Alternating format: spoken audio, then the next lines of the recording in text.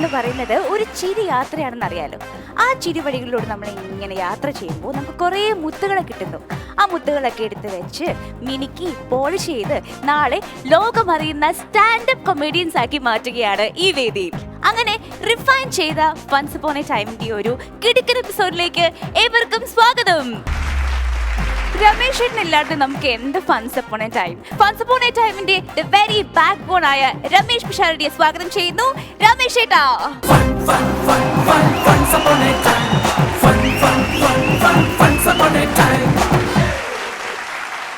എന്തുണ്ട് വിശേഷങ്ങൾ? സുഖമായിരിക്കും രമേശേട്ടാ. ഇന്ന് നമ്മളോടൊപ്പം ഇവിടെ ചിരിയുടെ വിശേഷങ്ങൾ പങ്കുവെക്കാൻ, ചിരി കാണാൻ, ചിരി ആസ്വദിക്കാൻ, ചിരിപ്പിക്കാനൊക്കെ എത്തുന്നത് വളരെ പ്രിയപ്പെട്ട ഒരു കലാകാരനാണ്. സർവോപരി അദ്ദേഹം ഏറ്റവും ഓരോ സ്റ്റെപ്പുകളും കലയിൽ നമുക്ക് ഈ പാമ്പും കോണി കളി പോലെയാണ് കല എന്ന് പറയുന്നത്. നമുക്ക് ചിലപ്പോൾ നമ്മൾ 2ഓ 3ഓ നിന്നാൽ ഒരു ഘട്ടം പറഞ്ഞു കഴിഞ്ഞാൽ നമുക്ക് 99 വരെ ചെല്ലാം. അങ്ങനെയുള്ള ഓപ്ഷനുകളുണ്ട്. പക്ഷേ എല്ലാ പടികളും കൃത്യമായി ചവിട്ടി ഓരോ യാത്രയുടെ നാഴ്വഴികളിലും കൃത്യമായി വ്യക്തിമുദ്ര പതിപ്പിച്ച് വളർന്നു വന്ന ഒരു കലാകാരൻ. വേദികളിൽ നിന്ന് സിനിമയിലെത്തിയ ആളാണ്.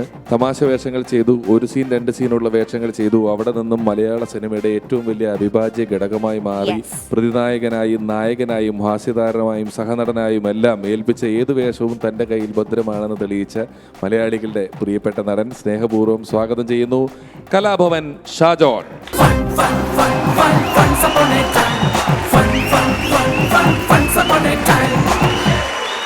നമസ്കാരം. ഞങ്ങൾ ഒരു എപ്പിസോഡെങ്കിലും കണ്ടിട്ടുണ്ടോ? തീർച്ചയായിട്ടും കണ്ടിട്ടുണ്ട്. ഞാനൊരു 20, 25, 26 വർഷത്തോളം ആയെന്ന് തോന്നുന്നു മിമിക്രിയിൽ. അപ്പോൾ പല മിമിക്രി ആർട്ടിസ്റ്റുകളുടെ കൂടെ വർക്ക് ചെയ്യാനും അവർ ചെയ്യുന്ന നല്ല കാര്യങ്ങൾ കണ്ടൊക്കെയാണ് നമ്മൾ വന്നുകൊണ്ടിരിക്കുന്നത്. നമ്മുടെ കോട്ടയം നസീർക്ക ചെയ്യുന്നത് കണ്ട് അതേപോലെ അടിച്ചു മാറ്റിയിട്ടാണ് ഞാൻ മിമിക്രി ചെയ്തുകൊണ്ടിരുന്നത്. സത്യമായിട്ട് ഞാൻ ഒരു നടൻ്റെ കയ്യിൽ നിന്ന് പഠിക്കുന്ന എളുപ്പം എനിക്ക് നസീർക്കയിൽ നിന്ന് പഠിക്കുന്നത്. അപ്പം ഞാൻ ചെയ്ത മിമിക്രിയൊക്കെ ഇപ്പം കാണുകയാണെങ്കിലും പലർക്കും മനസ്സിലാവും നസീർക്ക് എന്താണ് ചെയ്യുന്നത് അതേപോലെ ഞാൻ അടിച്ചു മാറ്റി അങ്ങ് ചെയ്യുക. പുള്ളി എൻ്റെ നിന്നും അടിച്ചു മാറ്റിയിട്ടുണ്ട്. ഒരു കൊടുക്കൽ വാങ്ങൽ ഞങ്ങൾ അങ്ങോട്ടും ഇങ്ങോട്ടും ഉണ്ടായിരുന്നു. ശരിക്കും നിവിൻ പോളി അല്ലായിരുന്നു, കായംകുളം കൊച്ചുണ്ണിയിൽ പുള്ളിക്ക് വെച്ച വേഷമാണ് നിവിൻ പോളി ചെയ്തത്. അപ്പൊ അങ്ങനെ ഒരുപാട് മിമിക്രിക്കാരെ കണ്ടിട്ടുണ്ട്. പക്ഷെ അതിലൊന്നും പെടാതെ സ്വന്തമായിട്ടുള്ളൊരു ശൈലി കൊണ്ടുവന്നിട്ടുള്ള ഒരാളാണ്. തീർച്ചയായിട്ടും. അതുകൊണ്ട് തന്നെ ഈ ഷോ വളരെ ഇൻട്രസ്റ്റോട് കൂടിയാണ് ഞാൻ വാച്ച് ചെയ്തത്. പിന്നെ ഇതുപോലൊരു പ്ലാറ്റ്ഫോമിൽ ഇത്തരത്തിലുള്ള കുറെ കലാകാരന്മാരെ കൊണ്ടുവന്ന് അവരുടെ ഒരു പെർഫോമൻസ് കണ്ടപ്പോൾ ഒരുപാട് സന്തോഷം. നമ്മളുടെ ജീവിതം കൂടുതൽ വ്യക്തിഗതമായിക്കൊണ്ട്, കാരണം നമ്മുടെ മൊബൈലിലോട്ട് നമ്മൾ നോക്കിയിരിക്കുന്നു, നമ്മളിലേക്ക് ചെറുതായിക്കൊണ്ടിരിക്കുന്നതുകൊണ്ട് തന്നെ നമ്മൾ വട്ടം കൂടിയിരുന്ന് വർത്താനം പറയുക എന്നുള്ളത് വളരെയധികം കുറഞ്ഞു. ഞങ്ങളുടെ അസോസിയേഷൻ്റെ മീറ്റിങ്ങിന് അല്ലെങ്കിൽ ഞങ്ങൾ പണ്ട് ട്രൂപ്പിൻ്റെ വണ്ടിയിൽ പോകുമ്പോൾ ഇവിടുന്ന് കണ്ണൂർ ഒരു പരിപാടി എന്ന് പറഞ്ഞാൽ 9 മണിക്കൂർ നമ്മൾ ഒന്നിച്ചൊരു വണ്ടി പോവാണ്. ഇന്ന് 9 മണിക്കൂർ ഒന്നിച്ച് പോയാലും 9 മണിക്കൂർ അവനവൻ്റെ മൊബൈലിൽ നോക്കിയാണ് ആൾക്കാർ പോയിക്കൊണ്ടിരിക്കുന്നത്. അങ്ങനെ വർത്താനം പറഞ്ഞാണ് ഈ ഒരു സ്കില്ല് നമുക്കുണ്ടാകുന്നത്. ഇന്നത് വളരെ കുറഞ്ഞു പോയിക്കൊണ്ടിരിക്കുന്ന ഒരു സാഹചര്യത്തിലാണ് ഇത്തരത്തിലൊരു പരിപാടി വരുന്നതും ഇതിൽ ഒരുപാട് പ്രതിഭകൾ നമ്മളെ നിന്ന് അനുഭവങ്ങളും കഥയും തമാശയും പറഞ്ഞ് ചിരിപ്പിക്കുന്നതുമല്ല. ഈ തമാശ പ്രൊഡ്യൂസ് ചെയ്യുന്നതിൻ്റെ വേദന അറിയുന്ന ഒരാൾ അവിടെ ഇരുന്നാലേ ഇതിൻ്റെ ഒരു ആത്മാർത്ഥമായ ചിരി നമുക്ക് കിട്ടുള്ളൂ. അല്ലെ വന്ന ഒരാൾ ചിരിച്ചിട്ടൊക്കെ പോകും. പക്ഷേ ഷാജൻ ചേട്ടനാണെങ്കിലും അല്ലെങ്കിൽ ഇന്നസെൻ്റ് ചേട്ടൻ ഒരിക്കൽ വന്നിരുന്നു, അവരെല്ലാവരും തമാശ പറഞ്ഞ് ചിരിപ്പിച്ച് അത് വിജയിപ്പിക്കുന്നതിൻ്റെ സുഖവും അതിൻ്റെ പരിശ്രമത്തിൻ്റെ വേദനയും അനുഭവിച്ചിട്ടുള്ളവരാണെന്നുള്ളത് കൊണ്ട് തന്നെ ഷാജോൻ ചേട്ടൻ്റെ സാന്നിധ്യം ഞങ്ങൾക്ക് വളരെ സ്പെഷ്യലാണ്. ഞങ്ങൾ വളരെ സന്തോഷത്തോടു കൂടിയാണ് ഷാജൻ ചേട്ടനെ സ്വീകരിക്കുന്നത്. വേറെ എന്താണ് പുതിയ വിശേഷങ്ങൾ? ഇപ്പോൾ ലാസ്റ്റ് ഇത് പുള്ളി എന്ന് പറയുന്ന സിനിമയാണ്. അപ്പം എൻ്റെ ഷൂട്ട് കഴിഞ്ഞ അടുത്ത് ഇനി കടുവയാണ് തുടങ്ങാൻ പോകുന്നത്. നമ്മുടെ ഷാജി കൈലാസ് സാർ, പൃഥ്വിരാജ്, അതൊക്കെയാണ് പുതിയ വിശേഷങ്ങൾ. അങ്ങനെ രമേശ് ചേട്ടൻ്റെയും ഷാജോൺ ചേട്ടൻ്റെയും കുറച്ച് നല്ല ചിരി വിശേഷങ്ങളൊക്കെ കേട്ട് നല്ല അടിപൊളിയായിട്ട് നമ്മുടെ ഷോ അങ്ങനെ കിക്ക് സ്റ്റാർട്ട് ചെയ്തിരിക്കുകയാണ്. അപ്പോൾ വൈകിക്കുന്നില്ല, ഇന്നത്തെ ആ സ്റ്റാൻഡപ്പ് കൊമേഡിയൻ നമുക്ക് കാണണ്ടേ?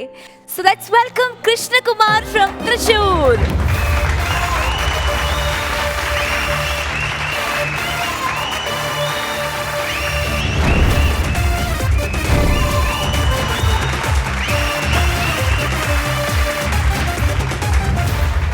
നമസ്കാരം. അടിപൊളിയായിരുന്നു കേട്ടോ, ചാടി ഓടിയൊക്കെ വന്ന് നിന്നു. ആ ഒരു എനർജിയാണ് നമുക്ക് വേണ്ടത്. കൃഷ്ണകുമാർ ഫുൾ ആവേശമാണ്.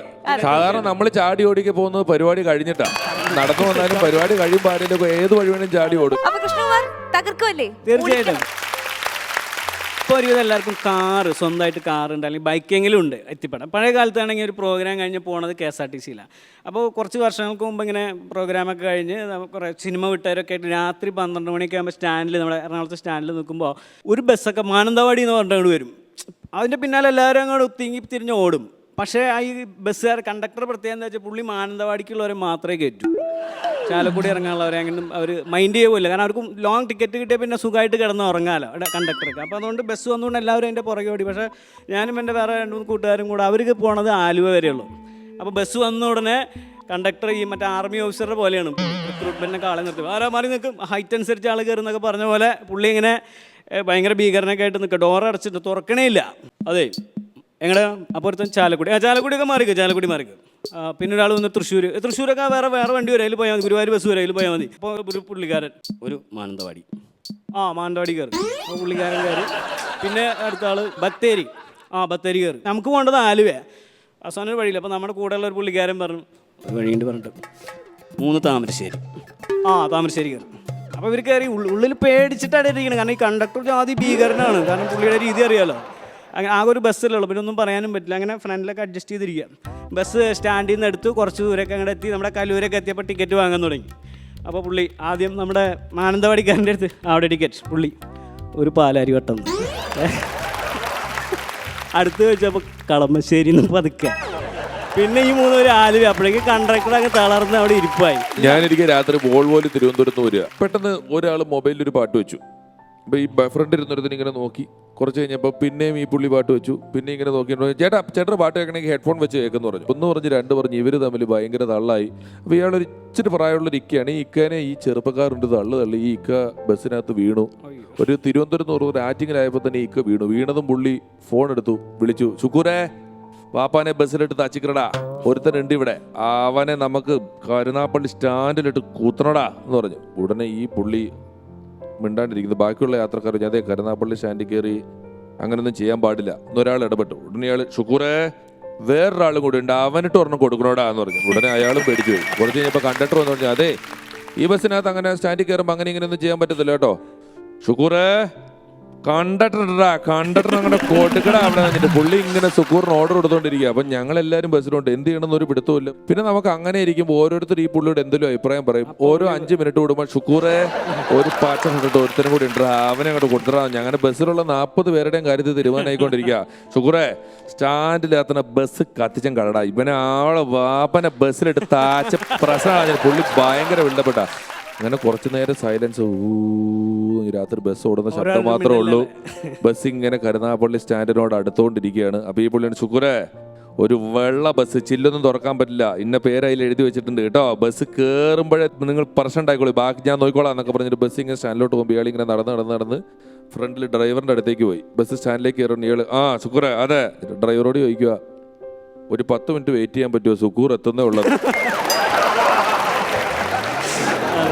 തിരുവനന്തപുരത്ത് വിളിച്ച സുക്കൂറിന് കരുനാഗപ്പള്ളി എത്തിയിട്ടും സുക്കൂർ എത്തിയിട്ടില്ല, ബസ് എത്തിക്കാനുള്ള ആളെത്തിയില്ല. പിന്നെ ഈ പുള്ളിക്ക് ഒന്നും ഓർമ്മയില്ല. 40 പേരോട് എടുത്ത് പുള്ളിനെ പുറത്തേക്ക് ഇട്ടിട്ട് വണ്ടി എടുത്തോണ്ട് പോക്കളെ.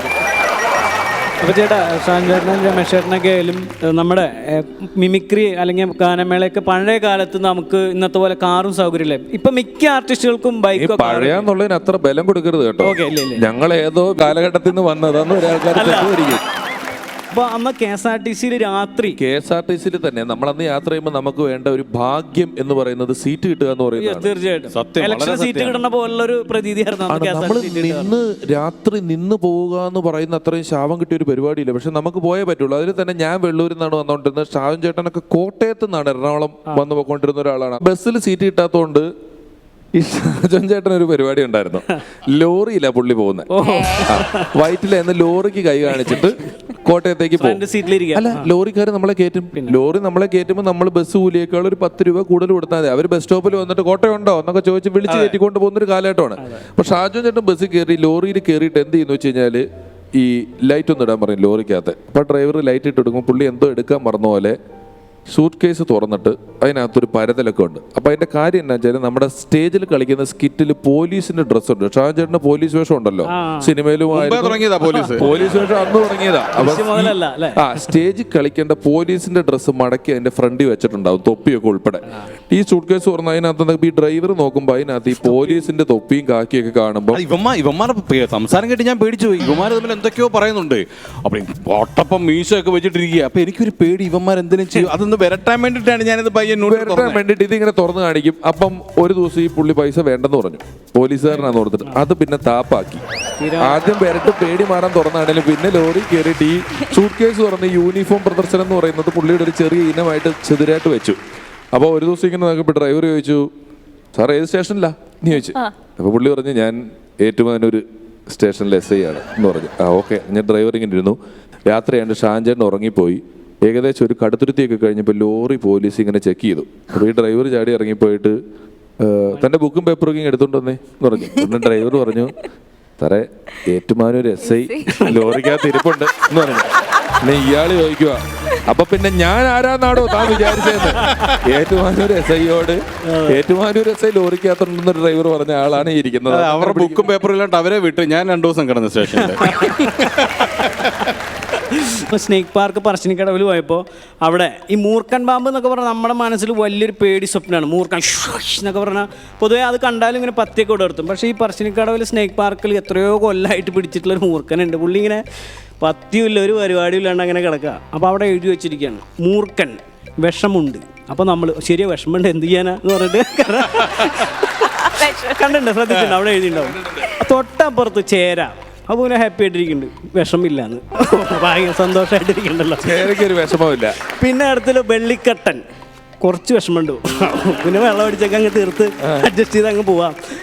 ഈ ഞങ്ങളവിടെ ഒരു കുളിമുറിയിൽ പാമ്പ് കയറി വീടിനടുത്ത്. ഞങ്ങൾ 4-5 ഒരു പാട്ടുകാരനും കീബോർഡിസ്റ്റും ഞാനും ഒക്കെ കൊണ്ടു തൃപ്പൂണിത്തുറ വാടകയ്ക്ക് താമസിക്കുമ്പോൾ ഒരു കുളിമുറിയിൽ പാമ്പ് കയറിയിട്ട് ഈ ചേച്ചി ഡോറ് തുറന്നപ്പോൾ ഈ പാമ്പ് ആ കുളിമുറിയിൽ ഒരു റൗണ്ട് അടിച്ചിട്ട് ഈ വെള്ളം പോണ തൊളയെ കൂടെ പാമ്പ് അങ്ങ് പോകാൻ പോയപ്പോൾ എന്ത് പറ്റും, അവിടെ ഈ സോപ്പ് എണ്ണയൊക്കെ ഉള്ളതുകൊണ്ട് പാമ്പ് പകുതി ദൂരം അങ്ങോട്ട് പോയിട്ട് നമ്മൾ ഈ ജുബ്ബയൊക്കെ കൈ തെറുത്ത് കയറ്റി വയ്ക്കുമല്ലോ, അതുപോലെ പാമ്പിന്റെ പകുതി കുളിമുറിക്കകത്തും തല വെളിയിലേക്ക് ആ പൈപ്പിൽ കൂടെ പുറത്തേക്ക് വിട്ട് അങ്ങോട്ടുമില്ല ഇങ്ങോട്ടും ഇല്ലാത്ത അവസ്ഥയിൽ പാമ്പ് നിൽക്കുക. പാമ്പിന് റിവേഴ്സ് ഒന്നും ഇറങ്ങാൻ പറ്റുന്നില്ല. എന്ത് ചെയ്യണമെന്ന് അറിയാൻ പാടില്ല. അപ്പം ആ റെസിഡൻസ് അസോസിയേഷൻകാർ ഞങ്ങളോട് വന്നിട്ട് പറഞ്ഞു, ഞങ്ങൾ 4 ചെറുപ്പക്കാർ അവിടെ ബാച്ചിലേഴ്സ് കലാപരിപാടിയായിട്ട് താമസിക്കുന്നുണ്ട്, അവിടെ ഇങ്ങനെ ഒരു പാമ്പ് കയറി നമുക്ക് എന്ത് ചെയ്യാൻ പറ്റും എന്ന് ചോദിച്ചു. കാരണം പാമ്പ് കടിച്ചാലും അവരുടെ ബന്ധുക്കളൊന്നുമല്ല, ഞങ്ങൾ എത്താലും അവർക്ക് കുഴപ്പമില്ല, അവർക്ക് ആർക്കും റിസ്ക് എടുക്കാൻ വയ്യ. അപ്പം ഞങ്ങളോട് ചോദിച്ചു, അപ്പോൾ അളിയും ബിജു എന്ന് പറയുന്ന കമ്പോസർ വായിക്കുന്ന ഒരാൾ, ഇതാണ് നമുക്കിവിടെ ഷൈൻ ചെയ്യാൻ പറ്റിയ സമയം. ഈ റെസിഡൻസ് അസോസിയേഷനിൽ നമുക്ക് നമ്മുടെ വില വാടകയ്ക്ക് താമസിക്കുന്ന ചെറുപ്പക്കാരെന്നുള്ള നിലയിൽ വർദ്ധിപ്പിക്കാൻ പറ്റിയ സമയമാണെന്ന് പറഞ്ഞ് ഞങ്ങളൊക്കെ ചെന്നു. അളിയും ബിജുവിനെ മൂപ്പിച്ചേക്കാം, ബിജു പിടിക്കണം, ഞങ്ങളൊക്കെ സപ്പോർട്ട് മാത്രമേ ഉള്ളൂ. ബിജു പാമ്പിൻ്റെ വാലെ പിടിക്കുന്നു, വലിക്കുന്നു, കറക്കുന്നു, തുണി അലക്കുന്ന കല്ലിൽ ഒരടി ഇതിനെ കൊണ്ട് ഇങ്ങനെ വരികയാണ്. ബിജു ഇങ്ങനെ ആ വീടിൻ്റെ ബാക്കിൽ കുളിമുറിയിൽ നിന്ന് മുന്നിലേക്ക് വരുമ്പം ബിജു സ്റ്റാർ ആയിക്കൊണ്ടിരിക്കുകയാണ്. നാട്ടുകാർ മുഴുവൻ ബിജുവിന് പുള്ളി പിടിച്ച കണ്ടോ, അത് മൊബൈൽ ക്യാമറകൾ ബിജുവിന് ചുറ്റും. ഞങ്ങളുടെ ഈഗോ വർക്ക് ചെയ്തിട്ട് ഒരു രക്ഷയില്ല. കാരണം കൂട്ടത്തിൽ പോയി ഞങ്ങളങ്ങ് ഷൂ ആയി, ബിജു സ്റ്റാറായി. ബിജു ഈ പാമ്പിനെ കൊണ്ടുവന്ന് വീടിൻ്റെ ഫ്രണ്ടിൽ മുറ്റത്തിട്ടിട്ട് എല്ലാവരോടും പുള്ളിക്ക് ഒന്നും അറിയാൻ പാടില്ലെങ്കിലും ചില ക്ലാസ് ഒക്കെ എടുക്കാൻ തുടങ്ങി. ഇതെന്ന് പറഞ്ഞു കഴിഞ്ഞാൽ ഏകദേശം ഒരു 2.5 വയസ്സ് പ്രായമുള്ള ഇന്ന പാമ്പാണ് എന്നൊക്കെ പറഞ്ഞ് ഭയങ്കര ക്ലാസ് ഒക്കെ എടുക്കാൻ തുടങ്ങിയപ്പോഴത്തേക്ക് പെട്ടെന്ന് എന്ത് പറ്റിയെന്ന് വെച്ചാൽ ഈ പാമ്പ് ഒന്നങ്ങ് അനങ്ങി. ഇപ്പം ഈ വട്ടം കൂടി നിന്ന് ആൾക്കാരെല്ലാം കൂടെ എന്ന് പുറകോട്ട് പോയപ്പോഴത്തേക്ക് ഒരു ഷൈനിങ്ങിൻ്റെ ഭാഗമായിട്ട് ബിജു ഈ പാമ്പിനെ എടുത്ത് കറക്കി ഒരടിയും കൂടെ അടിക്കാൻ പോയപ്പോഴാണ് ഈ മിറ്റ താഴെ കെട്ടിയിട്ടുണ്ടായിരുന്നു. ഈ അഴയെ കുടുങ്ങിയിട്ട് ഈ പാമ്പ് തിരിച്ച് ഇവന്റെ മേത്തേക്ക് വന്നിട്ട് ഇവൻ പറഞ്ഞിട്ട് ഒരു പേടിച്ചിട്ട് അതുവരെയുള്ള സർവ്വ സ്റ്റാർഡം പോയി ലോകപരാജയമായി പോയി. തൃശ്ശൂർ ഭാഗത്ത് കുറച്ച് എറണാകുളം വരെയും പാലക്കാടിൻ്റെ ഇടയ്ക്കൊക്കെ ഈ വെളിച്ചപ്പാടിന് ഭയങ്കര ഒരു പേരാ. അന്നേ ദിവസം അതിൻ്റെ തലേദിവസം വരെ ഈ വെളിച്ചപ്പാട് വാഴംകുഴി കുത്താനൊക്കെ ആകുമ്പോൾ ഇവിടെ വേലായുധന്നൊക്കെ വിളിക്കാം. പക്ഷെ അന്നത്തെ ദിവസം പുള്ളി ദൈവമാണ്. ഈ വെളിച്ചപ്പാടിൻ്റെ പ്രത്യേകത, അദ്ദേഹത്തിന് തുള്ളാൻ പോകുന്നതിന് മുമ്പ് ഈയോ എന്ന് പറഞ്ഞിട്ടാണ് വാളൊക്കെ ആയിട്ട് അങ്ങോട്ട് ഇറങ്ങുക. അപ്പോൾ പുള്ളിയുടെ ഊഴാവണ വരെ ഇങ്ങനെ പുള്ളി ഇവിടെ സ്ത്രീകളുടെ അടുത്തൊക്കെ എന്നിട്ട് ഇങ്ങനെയൊക്കെ ഭയങ്കര തുള്ളി ഇങ്ങനെ മുടിയൊക്കെ ഇങ്ങനെ പിടിച്ച് ഇങ്ങനെ നിൽക്കണു. അപ്പോൾ അവിടെ സിഗ്നൽ കാണിക്കും, ആ കാവടിയാട്ടം കഴിഞ്ഞു, അപ്പോൾ അടുത്ത പൂരം ഇറങ്ങും. ഇനി കഴിഞ്ഞ് ആനപ്പൂരം കഴിഞ്ഞു, പഞ്ചവാദിക്കാർ പോയി, അവിടുന്ന് കഴിയും. ഇനി വെളിച്ചപ്പാട് വരാറായെന്ന് പറഞ്ഞപ്പോൾ പുള്ളിക്കാരൻ അങ്ങോട്ട് ഇറങ്ങുക. പക്ഷേ എന്താ സംഭവിച്ചു വെച്ചാൽ ആന അധികം പോകാൻ പറ്റാത്ത ആന മാത്രം തിരിഞ്ഞിങ്ങനെ കയറി വരാം. അപ്പോൾ പുള്ളി ഇവിടുന്ന് ഈയോ എന്ന് പറഞ്ഞ് അങ്ങനെ ഇറങ്ങി. അപ്പോൾ ആന കണ്ടപ്പോൾ അയ്യോ എന്ന് പറഞ്ഞ് തിരിച്ച് അതിൽ സ്പീഡിൽ ഇങ്ങോട്ട് പോവാം. വെളിച്ചപ്പാടിൻ്റെ കഥ പറയുമ്പം പണ്ടൊക്കെ നല്ല നെറ്റിക്കിട്ട് വെട്ടുമായിരുന്നു. ഇപ്പം അതിലൊരു ചൂരൽ ഇങ്ങനെ തിരികെ വെച്ചിട്ടുണ്ടാകും. വെട്ടിയാലും ഈ ചൂരലാ വന്ന് കൊള്ളുന്നല്ല, നെറ്റ് വെട്ടിപ്പൊളിക്കുന്ന വെളിച്ചപ്പാടൊന്നും ഇപ്പോഴില്ല. അപ്പം എന്താ സംഭവം വെച്ചാൽ നമ്മൾ വെളിച്ചപ്പാടിന്റെ കൂടെ ഒരാൾ നടക്കുന്നുണ്ട്. ഇങ്ങനെ നടന്നിട്ട് മഞ്ഞൾ വെച്ച് പൊത്തും. ഇത് മുറിഞ്ഞു കഴിഞ്ഞാൽ മഞ്ഞൾ വെച്ച് പൊത്തും, അങ്ങനെയാണ്. അപ്പം ഇച്ചിരി ഇവനൊരു ഒറിജിനൽ വെളിച്ചപ്പാടല്ലായിരുന്നു, ഇനി ചെറിയ ഡ്യൂപ്ലിക്കേറ്റ് വെളിച്ചപ്പാട് ഒരു പുള്ളി വന്നേക്കുക. അപ്പോൾ പുള്ളി എന്തെന്ന് വെച്ച് കഴിഞ്ഞാൽ ഇച്ചിരി സ്ത്രീകളെയൊക്കെ കണ്ടപ്പം ഇച്ചിരി ഷോ എന്നൊക്കെ സാധനം കാണിച്ചിട്ട് ഒരു വെട്ട് തെറ്റിക്കിട്ടങ്ങ് വെട്ടിയപ്പം ഈ കൂടെ ഉള്ള അസിസ്റ്റന്റ് മഞ്ഞൾ പൊത്തിക്കോട്ടെ എന്ന് ചോദിക്കണം കേട്ടോ. പുള്ളി മഞ്ഞൾ പൊത്തിക്കോട്ടെ, വേണ്ട മെഡിക്കൽ കോളേജിലേക്ക് എടുത്തോ. അയ്യോ. നെറ്റ് പൊളിഞ്ഞിട്ടേ. അതെ. പിന്നെ ശരിക്കും നമ്മുടെ റോഡെല്ലാം ഗംഭീരമായിട്ടുണ്ട് ഇപ്പോൾ അല്ലേ. ഒരുവിധം പ്രത്യേകിച്ച് ഇലക്ഷൻ ആയപ്പോൾ തന്നെ ഒരുവിധം ടാർ ചെയ്ത് ഇനി ടാർ ചെയ്തതിൻ്റെ മുകളിൽ കൂടെ വീണ്ടും ടാർ ചെയ്യണൊക്കെ കണ്ടു ഇപ്പോൾ കഴിഞ്ഞ ദിവസം. ഒരു അടിയും കൂടെ കാണാണ്ട് എക്സ്ട്രാ ഒരു സൈഡൊക്കെ ടാർ ചെയ്ത് പോയിട്ടുണ്ട്. അപ്പോൾ അങ്ങനെ ഈ ടാർ ചെയ്യണമെങ്കിൽ പക്ഷേ കുറച്ച് നാളായിട്ട് നമ്മൾ ശ്രദ്ധിച്ചു കഴിഞ്ഞാൽ നമ്മുടെ PW നമ്മളെല്ലാവരും പൊതുവേ പറയും ഒരു വർക്ക് തുടങ്ങി ഇങ്ങനെ കുറേ കാലം അത് അവിടെ കിടക്കും ഇല്ലേ. ഒരു പൈപ്പിൻ്റെ ജാലിട്ട് കഴിഞ്ഞാൽ കുറേ നാളോ മണ്ണൊക്കെ മൂടി അങ്ങനെ നിൽക്കും. അപ്പോൾ പക്ഷേ അവിടെ കാര്യം ശ്രദ്ധിച്ചാൽ എന്താണെന്ന് വെച്ചാൽ സത്യത്തിൽ അത് നമ്മുടെ തന്നെ കുഴപ്പമാണ്. കാരണം അവിടെ എഴുതി വെച്ചിട്ടുണ്ട് PWD work in progress go slow. അപ്പോൾ ഈ പണിക്കാർ വിചാരിച്ചത് ഇവരോടാണ് പതുക്കെ പോകാൻ പറഞ്ഞിരിക്കുന്നത്. അതിൽ പോണ യാത്രക്കാരനോടാണ് ഈ സംഭവം പതുക്കെ പോകാൻ പറഞ്ഞിരിക്കുന്നത്. ഞങ്ങൾ രാത്രി പ്രോഗ്രാം കഴിഞ്ഞിട്ട് എനിക്കൊന്ന് മനോജ് ഇന്നസെന്റിന്റെ ഡ്രൈവറാന്ന് തോന്നുന്നു. രാത്രി ഇങ്ങനെ വണ്ടി ഓടിച്ച് വരികയാണ്. അപ്പോൾ മനോജനൊന്ന് ഉറങ്ങിപ്പോയി. കുറച്ചു നേരം കഴിഞ്ഞപ്പോൾ ഇങ്ങനെ പുതിയ സ്വിഫ്റ്റ് കാറാണ്. പെട്ടെന്ന് ടാങ് എന്ന് പറഞ്ഞ് ഭയങ്കര ശബ്ദം കേൾക്കുന്നു. രണ്ട് സൈഡിലും പൊടി മണ്ണ്. എന്താ സംഭവിച്ചതെന്ന് അറിയില്ല. ഉറക്കത്തിൽ ഞെട്ടി എണീറ്റ് ഡ്രൈവറെ നോക്കിയപ്പോൾ ഡ്രൈവർ ഇങ്ങനെ സ്റ്റിയറിംഗ് പിടിച്ചോണ്ടിരുന്നിട്ട് ജപ്പാൻ കുടിവെള്ള പദ്ധതിയുടെ ഇങ്ങനെ ചീത്ത വിളിക്കുക. സംഗതി തന്നെ അറിയോ, ജപ്പാൻ കുടിവെള്ള പദ്ധതിക്ക് വേണ്ടി ഉണ്ടാക്കിയ 40 താഴ്ചയുള്ള കുഴിയിലേക്ക് വണ്ടി വീണ് കിടക്കുക. എന്നിട്ട് പദ്ധതിക്ക് കുറ്റം. രാത്രി 2 മണിക്ക് പുള്ളി ഉറങ്ങിപ്പോയതാ. എന്നിട്ട് നേരെ കുഴിക്കകത്തേക്ക് വീണ് കിടന്നിട്ടേ ജപ്പാൻ കുടിവെള്ള പദ്ധതി പറഞ്ഞ് രാവിലെ ക്രൈം വന്നിട്ടാ കാറ് മോളിൽ കയറ്റിയത്. നമ്മുടെ സ്കിറ്റുകൾ തന്നെ പല റിയാലിറ്റി ഷോയിലും കാണാൻ മറ്റേ തള്ളുന്ന ആൾക്കാരായിട്ട് കുറേ പേര്, കണാരൻ ചേട്ടൻ അതുപോലെ തന്നെ നമ്മുടെ സുധീരേട്ടനൊക്കെ. അപ്പോൾ ഇത് സത്യത്തിൽ ഇതെല്ലാം നമ്മുടെ നാട്ടിൻപുറത്ത് ചായക്കടയിലാണ് ഇതൊക്കെ തുടക്കം. അവർ നമ്മുടെ മഴ പെയ്യുമ്പോഴേക്കും അവർ അയ്യോ ഞങ്ങളുടെയൊക്കെ ചെറുപ്പക്കാലത്തെ മഴ എന്ന് പറഞ്ഞിട്ടുണ്ടല്ലോ എന്താ മഴ. ഒരു കാറ്റെന്ന് അയ്യോ കാറ്റെന്ന് പറഞ്ഞാണല്ലോ. എൻ്റെ അച്ഛൻ കള്ളുകെത്തുകാരനായിരുന്നു. കാറ്റത്ത് പനയൊക്കെ കിടന്ന് ഇങ്ങനെ ആടും. അപ്പോൾ അച്ഛൻ കള്ള് എത്തുമ്പോൾ ഇങ്ങനെ പനമ നിൽക്കുക. കാറ്റത്ത് പന അങ്ങോട്ട് വന്ന് ഇങ്ങനെ ആടി നിലത്ത് മുട്ടിയപ്പോൾ പുള്ളി കള്ളും കൂടെ ഇറക്കി വെച്ചു. ഇങ്ങനെയൊക്കെ പറഞ്ഞുകൊണ്ടിരിക്കും. തള്ളുണ്ട്. ഞങ്ങളുടെ അവിടെ ഓണത്തിന് ടാബ്ലോയ്ക്ക് മത്സരിക്കാൻ വേണ്ടിയിട്ട് ഒരു പഴയ എന്തോ ഒരു കുടിലോ എന്തോ കാണിക്കാൻ വേണ്ടിയിട്ട് ഒരലും ഒലക്കയും വേണം. അപ്പം ഞങ്ങളിങ്ങനെ പറഞ്ഞു ഇന്ന വീട്ടിലൊരു ഒലക്കയുണ്ട്, നമുക്ക് അവരലും ഒലക്കയൊക്കെ ഇപ്പം ആ വീട്ടിൽ കാണും, അവിടെ പോയി ചോദിക്കാം എന്ന് പറഞ്ഞിട്ട് ഞങ്ങൾ ആ ചേട്ടൻ്റെ വീട്ടിൽ ചെന്നിട്ട് ചോദിച്ചു, ചേട്ടാ ഇപ്പോൾ കരിങ്കല്ലിൻ്റെ ആണല്ലോ ഒരല്, അതിങ്ങനെ അവിടെ പറമ്പിൽ മണ്ണൊക്കെ പിടിച്ച് കിടപ്പുണ്ട്. ആ ഒരല് ഞങ്ങളെടുത്ത് കഴുകി എടുത്തിട്ട് ഞാൻ ഈ പുള്ളിയോട് ചോദിച്ചു, ചേട്ടാ ഒലക്ക ഉണ്ടോ എന്ന് ചോദിച്ചു. പുള്ളി ഇങ്ങനെ ഒന്ന് ആലോചിച്ചിട്ട് ഒന്ന് അകത്തൊക്കെ നോക്കിയിട്ട് ഒലക്ക കാണാനില്ലടാ, എന്തോ ഒരു ഒലക്ക ഉണ്ടായിരുന്ന തറവാടാണ്. ഒലക്കേ പുള്ളിയുടെ തറവാട്ടിൽ എന്തോ ഒരു ഒലക്ക 2 ആട്ടെ, എന്നാലും ഒരു ഒലക്ക 100 ഒലക്കുള്ള വീട് കണ്ടിട്ടുണ്ടോ? നമുക്ക് ഇവിടെ ആയാലും എവിടെ നമുക്ക് ചിരി ഒരു പ്രധാന സംഭവം. ഒരാളെ നമ്മളൊക്കെ പരിപാടി നടക്കുമ്പോഴൊക്കെ നമ്മുടെ ഏറ്റവും വലിയ ആഗ്രഹം ചിരിപ്പിക്കില്ല. അപ്പോൾ ഇന്ന് അത് കലാരംഗത്തുനിന്നും മാറി. മിമിക്രിക്കാരന് മാത്രമല്ല ഇപ്പോൾ ഒരു ചിരിയെ പറ്റിയിട്ടുള്ള കൺസേൺ ഇപ്പോൾ ബാങ്കുകൾക്ക്. അപ്പോൾ ഈ നാഷണലൈസ്ഡ് ബാങ്കുകൾ ജീവിതത്തിൽ ചിരിക്കില്ല എന്ന് ഉറപ്പുണ്ടെങ്കിൽ അവർ റിക്രൂട്ട്മെൻറ്റ് തന്നെ എടുക്കുകയുള്ളൂ. അപ്പോൾ ബാങ്കിലൊക്കെ ചെന്ന് കഴിഞ്ഞാൽ അവന്മാർ എന്ത് ലോണാ ഇവിടെയാ എന്നൊക്കെ ഒരു മൈൻഡേ ചെയ്യില്ല. പക്ഷെ ഇപ്പോൾ അവർ മാറി. പ്രൈവറ്റ് ബാങ്കുകൾ ഭയങ്കരമായിട്ട് വന്നപ്പോൾ നാഷണലൈസ്ഡ് ബാങ്കിൽ ഗംഭീര ട്രെയിനിങ് ഒക്കെയാണ്. ഇനി നിങ്ങൾ കസ്റ്റമേഴ്സ് വരുമ്പോൾ ചിരിക്കണം, നന്നായി ചിരിച്ചിട്ട് ആര് വരുമ്പോൾ നന്നായി പ്ലസൻറ്റോട് കൂടി ബിഹേവ്. ഒരു വലിയ ട്രെയിനിങ് 3 ദിവസത്തെ ട്രെയിനിങ് ചിരിക്ക് വേണ്ടി മാത്രം.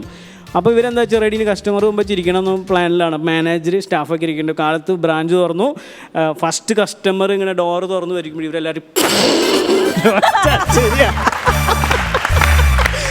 ചിരിക്കണം എന്ന് പറഞ്ഞിട്ടില്ല.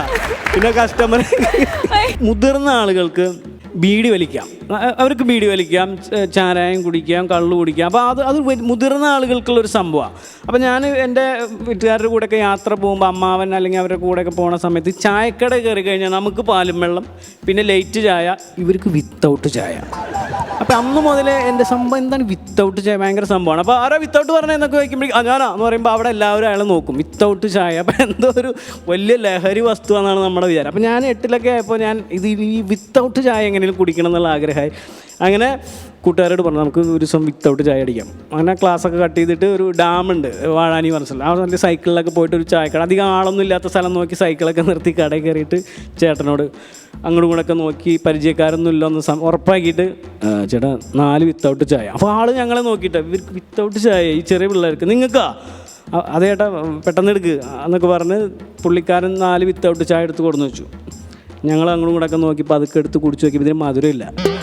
അപ്പോൾ ചേട്ടന് മധുരമില്ല പറഞ്ഞപ്പോൾ അപ്പോഴാണ് ഞങ്ങൾക്ക് അറിയുന്നത് വിത്തൗട്ട് ചായ എന്ന് പറഞ്ഞാൽ ഈ മധുരമില്ലാത്ത സംഭവത്തിനാണ് ഇത്ര വലിയ ഭീകരമായിട്ട് നമ്മൾ കേക്കും കാണാൻ ചെയ്യുന്നത്.